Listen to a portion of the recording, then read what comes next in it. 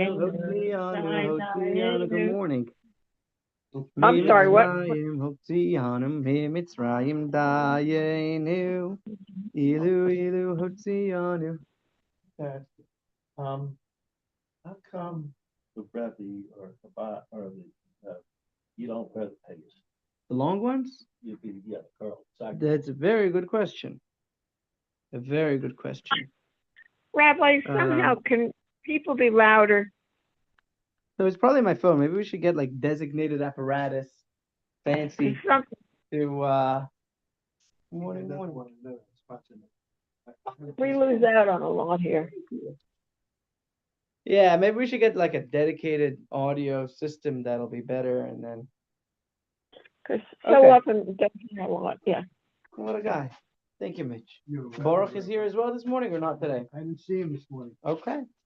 Okay. So I'm going to start with a blessing on my tea, and I hope I don't get burnt. Chaim, would you be able to grab the door? I think someone's knocking. Thank you, kind sir. Baruch atah Adonai Eloheinu melech haolam shehakol niyah b'dbarav. No, that's the prayer for tea. And then, yep. So, Chaim wanted to know why we don't wear the long curly sideburns in Chabad. Yeah, thank you. The answer is for the same reason why we don't wear the fur hats.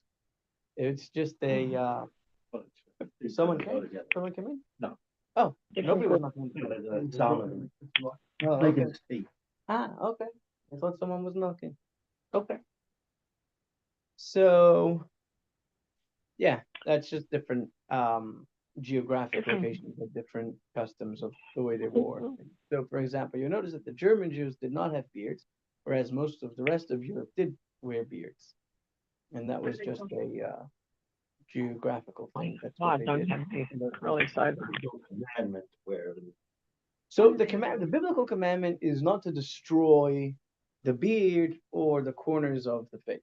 So you can't shave straight over here. You have to have some form of side locks, sideburns. But they don't necessarily have to be the curl. But they don't have to be the big bushy curly, correct? I just kind of sound like the Eastern Orthodox clergy wear beards, but Roman Catholic are usually clean shaven. So yeah, but even with the clean shaven, there are ways to do it. So there is a way to shave that is biblically prohibited, and there is a way to shave which is not. So it's either you'll see the ads for the kosher shaver. So there is kosher shavers are a real thing. Kosher foil pans, on the other hand, are just foil pans with a kosher symbol on them. And there's the Sikh that never cut their hair or shave at all. You ever saw the meme of this guy with the turban? Yeah. He said, "I am Sikh and tired of being called a Muslim." We're the 7-Eleven people, not the 9/11 people. Yeah, that big bow on the turban, that's hair. This is their entire life. They never cut their hair. Good, interesting. Yeah. Okay. So without further ado, we have a great class ahead of us, and we're going to start with our blessing that we say if you haven't yet said your morning prayers. The blessing over learning Torah, Baruch atah Adonai Eloheinu melech haolam asher kiddushanu b'mitzvotav v'tzivanu al divrei Torah. So, if you've heard the song before, you can sing along. Ilu ilu hotzianu mi Mitzrayim Dayeinu. Ilu ilu hotzianu mi Mitzrayim Dayeinu. Dayeinu, Dayeinu, Dayeinu. Perhaps one of the most famous parts of the Seder, second to crunching on that part matzah. As someone had a question. Well, Yeah. I was wondering why you were singing that, then I put the title of the class. Ah, yes, because Passover is coming. Preparations for Passover are in full swings in many homes, including in this Chabad house and in Rabbi Shmuley Nachama's home. Especially getting rid of what are we getting rid of? Why are we cleaning our home? Oven bread. Get rid of all the chametz. Exactly. And I'm sure, Zalman, you've seen Yochai's routine on why do we clean our house for Passover. No? Search it up after. Yochai Sponder. If you guys want a good laugh for 4 minutes, go search Yochai Sponder. Why do we clean for That's his name? Passover? Yochai Sponder. Yeah. It's the same guy who, why do we dress up on Purim? I think you should, oh no, maybe Darren was the one who showed me that clip. Yochai Sponder, he's incredible. The stand-up guy is an Israeli comedian. He is hilarious. So if you haven't yet heard of him, you have a few hours of comedy to find on YouTube. So That's good. okay, you know what? I give you 1 minute of his routine, but not the Passover one. He says, "Okay, everyone, you have to, because right, we have to start with a bad joke. I mean, that's what we do." He says, "Okay, you know what? I'll show you first one that someone told me this morning. Guy comes back to the doctor to get his results, and he says, 'Doctor, do you have the result?' He says, 'Yes, you have a very, very rare disease.' And the guy says, Bernie says to the doctor, 'What's the disease called?' Doctor puts his arm on Bernie's shoulder and says, 'Well, what do you want it to be called?'" So, so yeah, very rare disease. Okay. So, That was the joke. That was it. right, or Osgood Schlatter. No, that wasn't him. That was something Talking else. about Parkinson's, there were two old men, and they were talking about, the old people problems. And they were discussing Alzheimer's versus Parkinson's. And one guy he says, "I would rather spill half the bottle than forget where I put I it." told you that. Oh, you're the one who told me that? I'm sorry. Zalman, credit goes to you. Blue carrots. The bottle, then Okay. So, anyways, he says, we have to have one standard. Yeah, you can't go back and forth wishy-washy. We have to have one standard. Or indigenism or colonialism. You can't have different standards for different people. We have to have, or everyone believes in colonialism, or everyone believes in indigenism. So why is it that Israel can't be there? Because what? But what about you, the Britons, the English people, right? You didn't colonize America. Like, where you can't have double standard. But anyways, he goes on for a while, and he gets to his point. He says, my favorite part about this routine is because whichever route you take, whether you choose colonialism, whether you choose indigenism, you're going to find the Jews in Israel. We were there, and then we colonialized from our own land, from our indigenous, we colonialized our indigenous land. Anyways, one of the most beloved songs, well, Yeah. that's a joke. they were the colonizers, yeah. Yeah. Exactly. Colonized all North Africa. Right. Got rid of the ancient Egyptians, Yep. Ancient Persians. And even the A lot of Medians. Persians are still there. But the Well, I mean, I see the dominant religion. They're not, they're Muslim now. yeah, but yeah. Anyways, but- I didn't mean to get into a history class about that. I was just bringing it up because he's funny. Anyway, search him, Yochai Sponder, Yohay, Yochai Sponder, and you'll find him. He's great.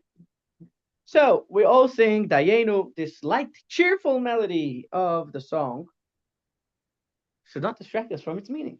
It's a very exciting, very childish, very catchy song. However, it is more than just a song. Every line contains rich and fascinating Torah content. And in today's class, we're going to search on only one. We're going to talk probably for 45 minutes, only on one stanza of the Dayeinu song, the passage Dayeinu. And we're going to explore its meaning and its relevance. So before we get there, let's look through the entire song of Dayeinu. David. Would you like to read source number 1 for us? And everyone look inside, and this is a translation of the entire Dayeinu passage. Source 1, the Haggadah. How many good favors God has bestowed upon us? Had he taken us out of Egypt and not carried out judgments against them, it would have been enough for us. So I'm going to pause you for a second. Dayeinu means it would have been enough for us. Enough for us to what? You tell me. Enough for us to what? Satisfy us? Enough for us to satisfy us? Enough for us to Be Jews. be Jews? Leave I'm looking for Egypt? something else. Leave Egypt? Not leave Egypt. The other ones were good, but I'm looking for something more. You are God. Sorry? You are our God. Enough for us to be grateful to God, enough for us to view God as God. Yeah, enough for us to say thank you. Each one of these things we're saying, even if God would have taken us out of Egypt, but he would not have sent them the 10 plagues, that would have been enough for us to say thank you and to be grateful and to serve him for the rest of our life. Continue. Had he carried out judgments against them and not against their gods, it would have been enough for us. Had he carried out judgments against their gods and not slain their firstborn, it would have been enough for us. Had he slain their firstborn and not given us their wealth, it would have been enough for us. Had he given us their wealth and not split the sea for us, it would have been enough for us. Had he split the sea for us and not led us through it on dry land, it would have been enough for us. Had he led us through it on dry land and not drown our enemies in it, it would have been enough for us. Had he drowned our enemies in it and not provided for our needs in the wilderness for 40 years, it would have been enough for us. Had he provided for our needs in the wilderness for 40 years and not fed us the manna, it would have been enough for us. Had he fed us the manna and not given us the Shabbath, it would have been enough for us. Had he given us the Shabbath and not brought us close before Mount Sinai, it would have been enough for us. Had he brought us close before Mount Sinai and not given us the Torah, it would have been enough for us.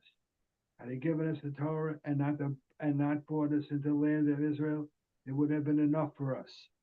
Had he brought us onto the land of Israel and not built for us the Beit HaMikdash, it would have been enough for us. Thank you. And then the paragraph continues, but that's not what God did.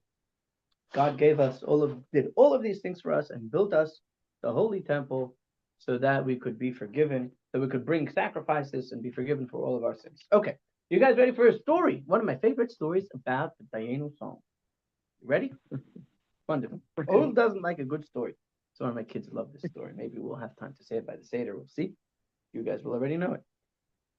There was many years ago in a faraway land a Jewish merchant, and his name was Avraham Amitai, and he was a merchant of jewels and precious stones. He was a wonderful man, a charitable man, a kind man, and everybody loved him. And he helped the community however he could, which was quite some way. Anyways, time came and the wheel of fortune turned, and unfortunately he lost all of his money. And he was getting ready for Passover, and he didn't know what to do. How is he going to provide for all the needy in the city? He didn't have money for his own family for his Passover provisions, and he was feeling very down. And then he thought to himself, God will find a way. I'll find a way to borrow money to get my provisions for Passover. And some voice came back in the back of his head and said, well, how will you ever repay the loan if you don't have any income? That's not called a loan. That's called taking money and not knowing how to pay it back. A loan is when you take money and you do know how you're going to pay it back. And he didn't know what to do. He's walking through the marketplace, resolved firmly that he is going to do whatever he can in order to make sure that the poor and the needy are going to be taken care of as always, and he's going to do whatever he can to do that, with a strong resolve and understanding that Hashem is going to take care of repaying all of his needs. And he's walking around in the marketplace when all of a sudden he hears the town crier coming, blowing trumpets or saxophone, whatever they had in those days. And the town crier says, hear ye, a pearl, the most important pearl from the king's crown has been stolen. A massive reward will be given to anyone who is to anyone who's going to find it. And so hearing this, Avraham Amitai had a plan. He rushes off to the king and he tells the king, he comes before the king and he says, I am the premier jeweler in antique and precious stones, and I am sure that if that pearl is out there somewhere, I will hear about it. So I am happy to start investigations and to see how I can find this stone for you. And the king was most pleased to hear that and very excited. And Abraham said, well, I'm going to need an advance deposit to help me with my investigations. And the king says to him, well, how much do you need? And he quickly makes a calculation of how much he needed in order to cover Passover for himself and all the families that he supported every year. And he told that to the king, and the king told the royal treasurer to spare no time and quickly deliver this amount directly to our formerly rich man. And he thanks the king, and the king thanks him and says, this is just a small portion of the reward that you are to get when you find the thief, if you do find him. And he goes away from the king, and then this voice in the back of his head starts ringing again and says, what a fool you are. How could you take such a risk? What if you don't find the thief? Oh, the king is going to be so angry and demand all the money back, and then you will be a ruined man.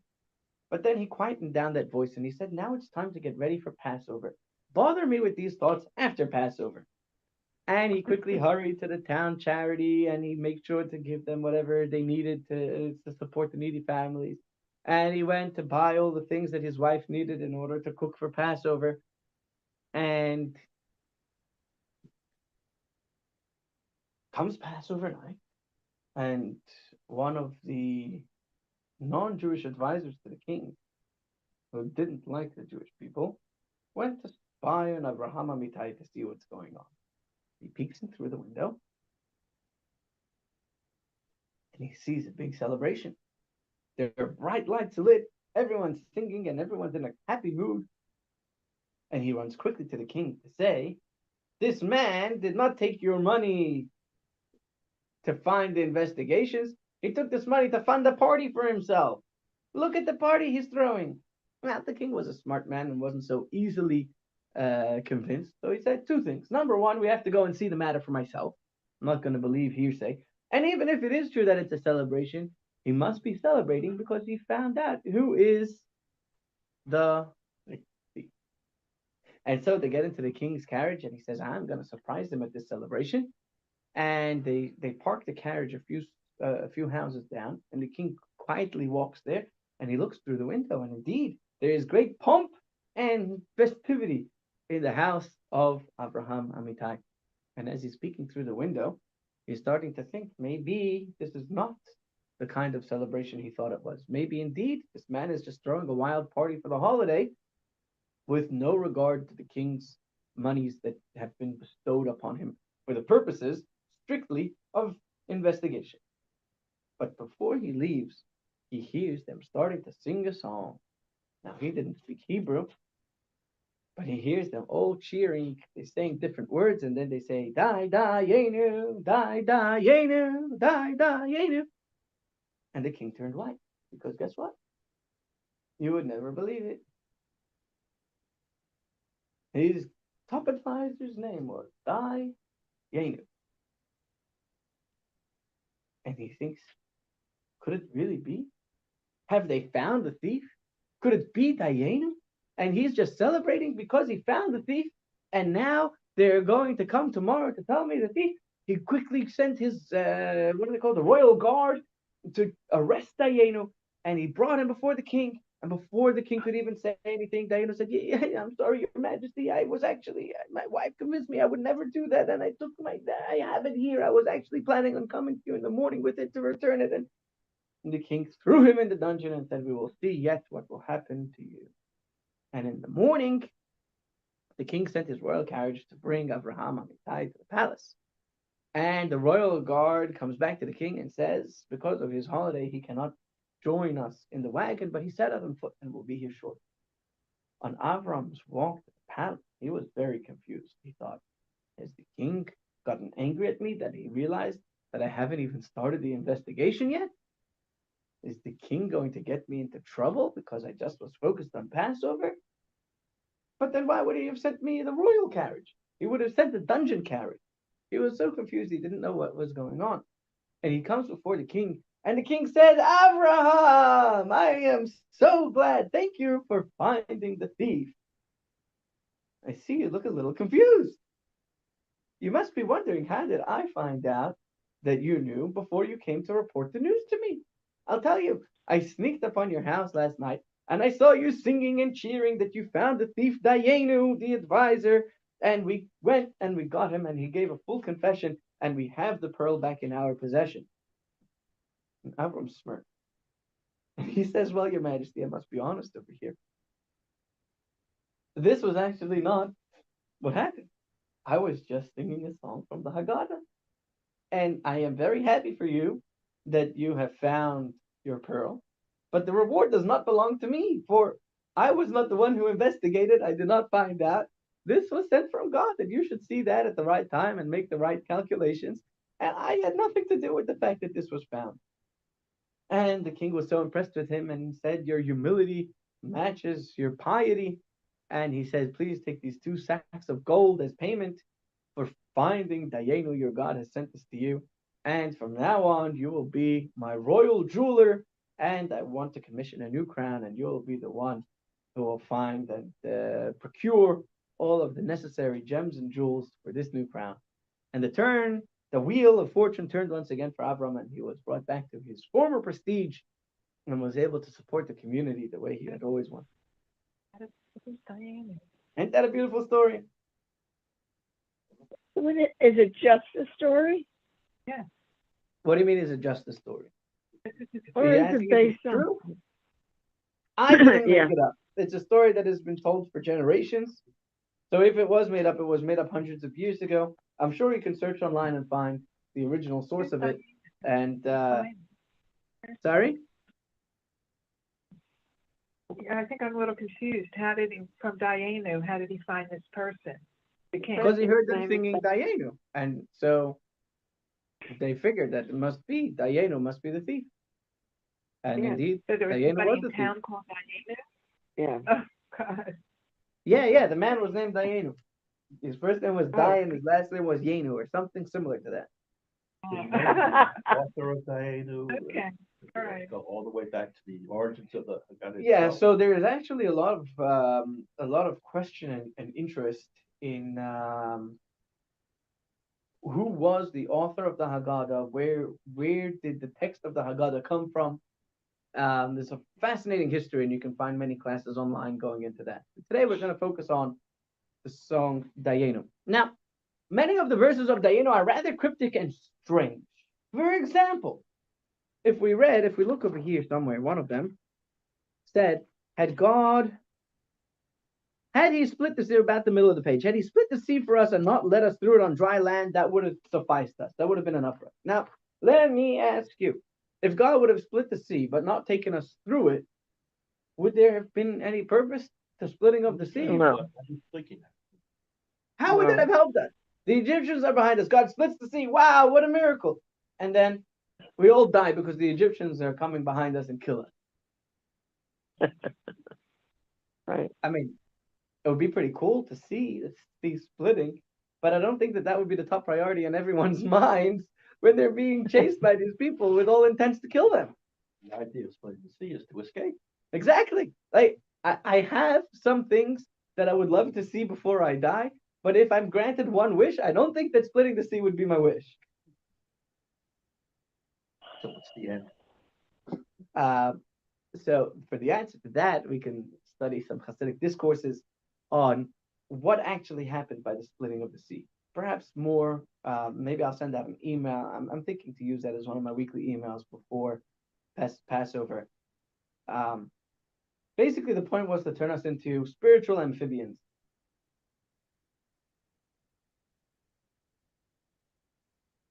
I'm not sure what's more cryptic, the original line or what I just said. I know, but we have to become amphibious. And You mean like so imagining that we're no, become spiritually to become amphibious. And what I mean by that is that the dry land signifies separation from the source. Right? Everything that's on the land exists outside of its source. Man and animal, everything we were created from the dust of the earth. We are sustained by that which grows from the ground. We are surrounded by oxygen, but oxygen alone is not enough to sustain us. So we are separated from our source.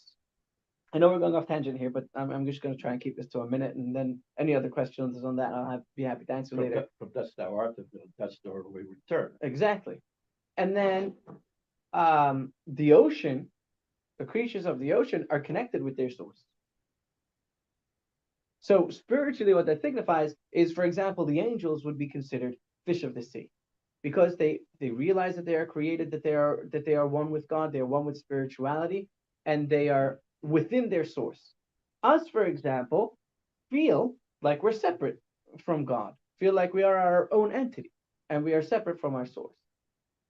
And the purpose of the splitting of the sea was that those beings that dwelled on dry land should have an experience of being within the sea. That the Jewish people were connected with their source in such a clear way that they felt one with God. And the goal of that was to turn us into amphibians, that although we live outside of the sea, we should be able to gravitate towards the sea and try to feel our connection with God and our connection with our soul. That's our job, is to become amphibians. Let's take this Passover to become amphibians. Okay. So are crocodilians considered amphibians? Reptiles, sure. But not, are all reptiles amphibians? No, crocodiles aren't amphibians. Why not? They live in the sea and on land. What's the definition of an amphibian? I thought it can exist on land and in the Well, water. an amphibian begins or hatches from the eggs as a tadpole. But that's frogs. Are all frogs? They're born in the They have to be water, born in the water to be amphibians? and then they move born and evolve on land. On land. They move out and evolve on land. But crocodiles are born. Crocodilians Crocodilians are born in egg hatched in a First, nest. there's the water stage of the land, like like a butterfly goes through a chrysalis stage. They begin as an insect, actually they're all insects, but they begin, in As the a chrysalis caterpillar. stage, as a caterpillar. And then they morph into. What does Google say? Yeah, that's what I was just Amphibians are ectothermic, four-limbed vertebrate animals. In the broadest sense, encompassing all tetrapods, but excluding amniotic, with such as modern reptiles, birds, and animals. So anything that has four legs that is not a bird or an animal or a reptile? Anyways, that's too far off topic, I think. Salamanders. look up. Got it? Life cycle starts off as aquatic larva. Okay, so it does have to start up in the water. Okay. don't forget, I learned something new. crocodilian lay their eggs On on land. land. Correct. They- Okay, I apologize for that, but I learned something new. Source number 2, the Abudraham explains many. He's a great commentator on the Haggadah, and he explains many of these cryptic verses of verses of the Dayeinu song. Chaim, would you like to start reading a few of them? Source number 2. Had he taken us out of Egypt and not carried out judgments against them, Dayeinu. This doesn't mean that God would have not carried out any judgments at all, for he had already promised Abraham judgment against those who enslaved the Jews. Rather, it means, had he not carried out all the judgments on every Egyptian, only on some. Okay, so his question over here is, we're going to go through quickly on these because we're running late on time. So, what do you mean? God promised Abraham that he would judge those who enslave his children. And so the answer is that God didn't have to send all 10 plagues to every Egyptian. Had he not given us their wealth, Dayeinu. This doesn't refer to the spoils of Egypt, which had already been promised to Abraham. Rather, it refers to the spoils taken from the sea. Had he not split the sea for us, Dayeinu, God could have saved us in some other way, enabling us to continue on our path. Had he not led us through it on dry land, Dayeinu, meaning God could have led us through shallow water or a little mud. Rather, they walked on perfectly dry land within the sea. Had he not drowned our enemies, Dayeinu, God could have not closed the sea over the Egyptians. He could have simply made them turn around. Okay, page number 3. Zalman, would you like to continue? Had he not provided for our needs in the wilderness for 40 years, Dayeinu, even though we had livestock, he provided us with meat.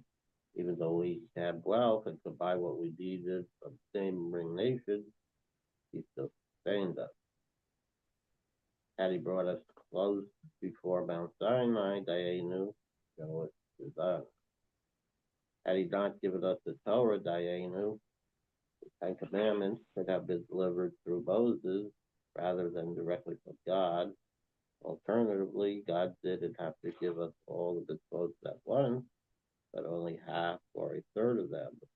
This would fit the earlier history of God giving Adam 6 commandments, adding for Noah the prohibitions against consuming blood, adding for Abraham the mitzvah of circumcision, and for Jacob the prohibition against eating the sino or the thigh. Others explain that had he brought us close before Mount Sinai and not given us the Torah, Dayeinu, refers to the removal of spiritual impurity. The sages said that a spiritual impurity befell Eve when she engaged with the serpent. Those who stood at Mount Sinai were purified, while the nations who were not present at Sinai were. Had he given us the Torah and not brought us into the land of Israel, Dayeinu, even though God had sworn to give the land of Canaan to our ancestors, he could have filled this with our children. For the generation that left Egypt, it would have been sufficient to witness God's wonders at the Exodus. And when they entered Israel, there were many people who had witnessed the Exodus still alive. People who had been under 20 at the time and are subject to the decree of dying in the desert. And he brought us into the land and not built for us a temple, Dayeinu, where they already had the Mishkan, tabernacle, the building of the temple, and its 10 constituent rooms. Okay, wonderful. So there you have a basic answer to many of the fundamental questions. The one that the Rebbe is going to discuss over here is, what good is Sinai without the Torah? But what would be the purpose of standing at Mount Sinai if God didn't give us the Torah? Page number 4, almost page number 4. Regarding the passage, had he brought us close before Mount Sinai and not given us the Torah, it would have been enough for us. There is a well-known question. What is the significance of bringing us to Mount Sinai if it would not have led to the giving of the Torah? How can we say about this it would have been enough for us? Some explain that bringing us close before Mount Sinai refers to the divine revelation. You revealed yourself in the cloud of your glory upon Mount Sinai. Alternatively, it could refer to hearing only the 10 Commandments rather than receiving the entire Torah.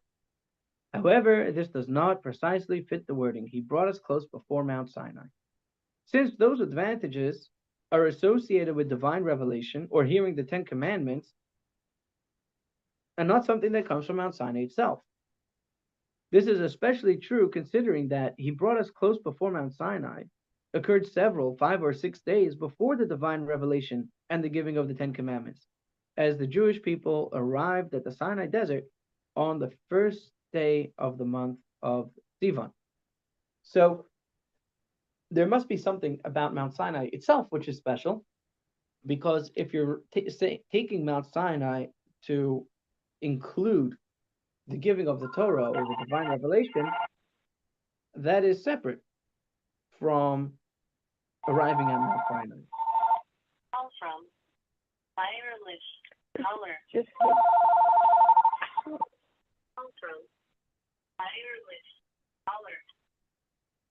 Why are the miracles presented in negative form? This can be understood by first raising another question regarding the general format of the Dayeinu song. Why do we phrase the praises as had he taken us out of Egypt and not carried out judgments against them, it would have been enough for them, etc. Why are we saying everything if he would not have done this, if he would not have done that? On page number 5, we could say it all directly instead. How many good favors God has bestowed upon us? He took us out of Egypt. He carried out judgments against them, brought us near to Mount Sinai, gave us the Torah, and built for us the base of Mikdash to turn for all our sins. Why are we saying if he would have done only this stage and not the next stage, it would have been enough for us? If he would have done only the next stage and not the following stage, it would have been enough for us. Why don't we just say, thank you, God, for doing this and that and the other? The short answer is that we would not have the Dayeinu song. Right. I mean, But it's just someone wrote it down and tried to make it poetic. exactly. And as we see at the end of Dayeinu song, there is actually a paragraph that you can see in source number 3, where how God actually does go through it in such a manner and says, how much more so do we thank God for all the, and he did this, that, and the other for us. Thank you, God. Okay. Middle of page number 5. The explanation is as follows. Every idea mentioned in the Torah represents a reality that exists eternally. Since the Torah mentions the time and the state of he brought us close before Mount Sinai, before God giving us the Torah, this means that even after the Torah was given, the state of he brought us close before Mount Sinai continues to exist in an eternal way. Everything that we are taught about in the Torah exists forever. So if the Torah is teaching us about the fact that we came to Mount Sinai, there is eternal relevance to that, not just the fact that it happened to be where we went to receive the Torah. This idea is emphasized in the words of the Agada. Had he brought us close before Mount Sinai and not given us the Torah, it would have been enough for us. There is something special about Mount Sinai that even had God brought us there and just stopped, it would have been something very special. If we would only say how many good favors God has bestowed upon us, he brought us close before Mount Sinai, page 6, he gave us the Torah, the implication would be that these are two matters that occurred together or one after the other. But this wording would not emphasize that even today the concept of he brought us close before Mount Sinai stands independently as a distinct matter. Therefore, the Haggadah first says that he brought us close before Mount Sinai and not given us the Torah, it would have been enough for us. This teaches that bringing us close before Mount Sinai is itself something for which thanks must be given. From this it is clear that even after God gave us the Torah, the state of he brought us close before Mount Sinai continues to exist, since every idea in the Torah is eternal. So another way of saying this might be, if I start telling you what happened to me yesterday, it's a bunch of random things. I went into the car and I drove to the store and they didn't have what I needed, so I went to another store. What matters is that at the end of the day, I got the item that I needed. And the rest of the journey is actually inconsequential. However, everything that is in the Dayeinu prayer, everything that we learn about is consequential. And the purpose of the reason why the Dayeinu was written in the format that it was is to teach us that every step of the way was consequential. Even the small things like the splitting of the sea, even the small things like us going to Mount Sinai, it's not just details in a story. Every aspect of it is consequential. So what's the meaning and the lesson? We spoke about the lesson of the splitting of the sea. Let's speak about the lesson for landing at Mount Sinai. Page number 7, the beginnings of hatred.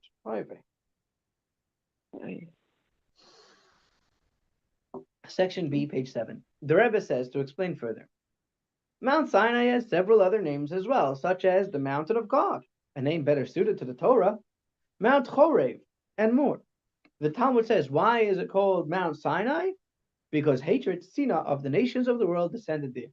The Jewish people began, anti-Semitism, if you want to know when it began when the Jewish people arrived at Mount Sinai. Based on this, we can understand the significance of God bringing us close before Mount Sinai, even before the giving of the Torah. This teaches that we should not think or try to convince ourselves that it is possible to pursue worldly desires and at the same time be a Torah scholar by studying the revealed dimensions of the Torah, as well as its inner teachings. Rather, we must first achieve the state of he brought us close before Mount Sinai, Sinah, by developing a feeling of hatred towards materialism. So the Rebbe is saying not only is it that the world hates us, but if we want to truly involve ourselves with Torah matters, we have to, so to speak, hate the world as well. This is similar to the statement of the sages condemning any Torah scholar who sits before his teacher, and his lips are not dripping with myrrh. And just as below the revelation at Sinai was with reverence, fear, and quaking and trembling, so too here in every generation, referring to the attitude that must accompany Torah, a study of Torah each time it is studied. And we have that in source number 4. And the purpose of this is that you must be completely present without distraction, that you are completely there with nothing else going on. Page number 8 says the Rebbe. Similarly, the concept of God bringing us close before Mount Sinai was necessary for the entire event of the giving of the Torah. This reflects the principle of turn away from evil and do good, as it says in Psalm. So what is the turn away from evil? He brought us close before Mount Sinai represents turning away from evil, separating ourselves from worldly matters and not being absorbed in them. And then he gave us the Torah represents doing good, the study of Torah. However, we cannot wait until the work of turning away from evil is fully completed and only then to begin studying Torah. We must certainly study Torah even while still in the process of turning away from all evil. But we must know that proper Torah study comes only after the prior step of turning away from evil, which is the concept of God bringing us close before Mount Sinai. Page 9. We should not think that he brought us close to before Mount Sinai is only a secondary matter, and the main thing is simply to study Torah. This is why the Haggadah emphasizes, had he brought us close before Mount Sinai and not given us the Torah, it would have been enough for us. This means that special praise and thanks must be given to God, specifically for bringing us near to Mount Sinai, using the name Mount Sinai, and bringing us close before it. This clarifies for us that it is an essential matter. Afterward, however, actual study of the Torah must follow, as the passage continues, and he gave us the Torah. This eventually leads to the conclusion of the passage and built for us the Beit HaMikdash to atone, the Holy Temple, to atone for all our sins. We then reach the many multiplied and compounded good deeds that God has done for us. They are called multiplied and compounded because even after God gave us the Torah, the state of he brought us close before Mount Sinai continues to exist eternally. It's not that now that we have the Torah, everything that happened until then is irrelevant. No, each one of these things is still very relevant and consequential to our lives. The verse states, as in the days of your going out from the land of Egypt, I will show you wonders, referring to the future redemption through the righteous Mashiach, who will build the temple in its place and gather the dispersed of the Jewish people, bringing true and complete redemption very soon. So that's the first lesson. Why did you say a minute ago that this is the beginning of anti-Semitism? Because that's when it started. That's why Mount Sinai is called Mount Sinai, because that is when the nations of the world began hating the Jews. And the lesson for us is, why? Because that's what God wanted. Why did he want that? And let's daven for Mashiach to come, and then you can ask him face to face. And it's a very good question.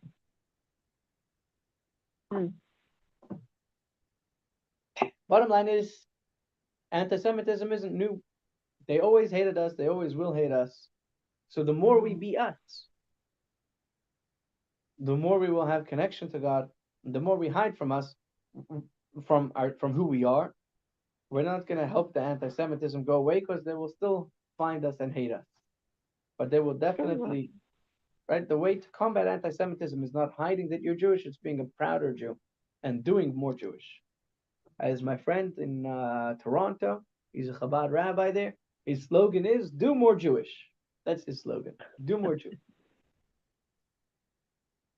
Can't be more Jewish because you're already as Jewish as you are, but we can always do more Jewish.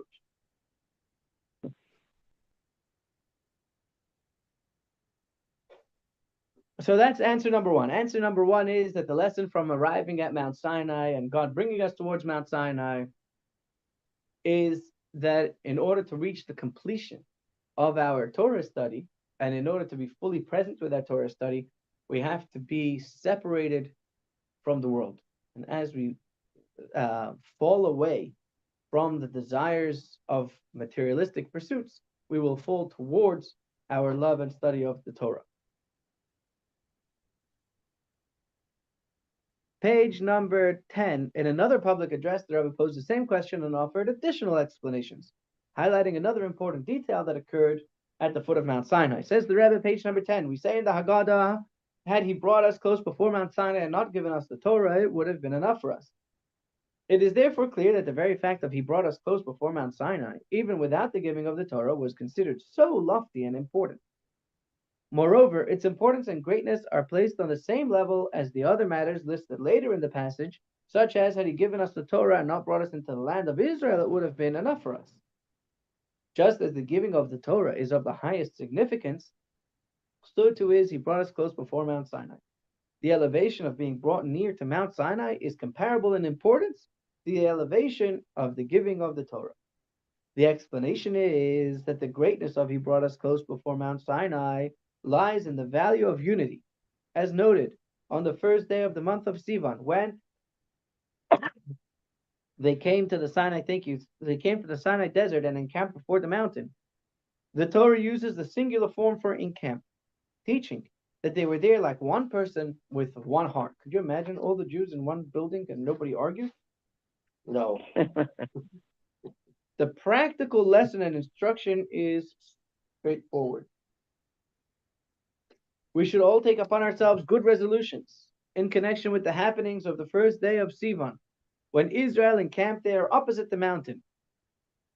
The literal word of opposite that the Torah uses is keneged, which can also mean against. They encamped there against the mountain. So the joke people say is even when the Jewish people were united, they were united against the mountain. But that's just a joke. In truth, the Jewish people were all in love and unity at that time. No politics.